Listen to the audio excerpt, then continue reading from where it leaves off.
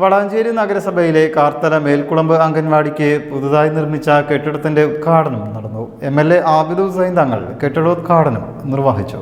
MLA Abid Hussain Thangal anganwadi ഉദ്ഘാടനം ചെയ്തു. MLA ഫണ്ടിൽ നിന്നും 10 ലക്ഷം രൂപ ചെലവഴിച്ചാണ് കെട്ടിടം നിർമ്മിച്ചത്.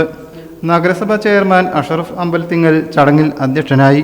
വൈസ് ചെയർപേഴ്സൺ റംല മുഹമ്മദ്, ആരോഗ്യ standing committee chairman Marath Ibrahim, മരാമത്ത് standing committee chairperson Ruby Khalid, വിദ്യാഭ്യാസ standing committee chairman Mujeeb Valasi, വികസനകാര്യ standing committee chairman CM Riyas, കൗൺസിലർമാരായ ഷാഹിന റസാഖ്, ബദറിയ മുനീർ, ആബിദ മൻസൂർ, സുബിത രാജൻ, P രാജൻ, കുറ്റിപ്പുറം CDPO സൈനബ, നഗരസഭ ICDS supervisor Asra Nasrin, PP Sundar Babu, CC Shafi തുടങ്ങിയവർ സംസാരിച്ചു.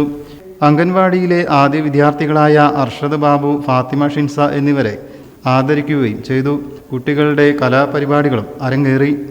News bureau, Valanchery.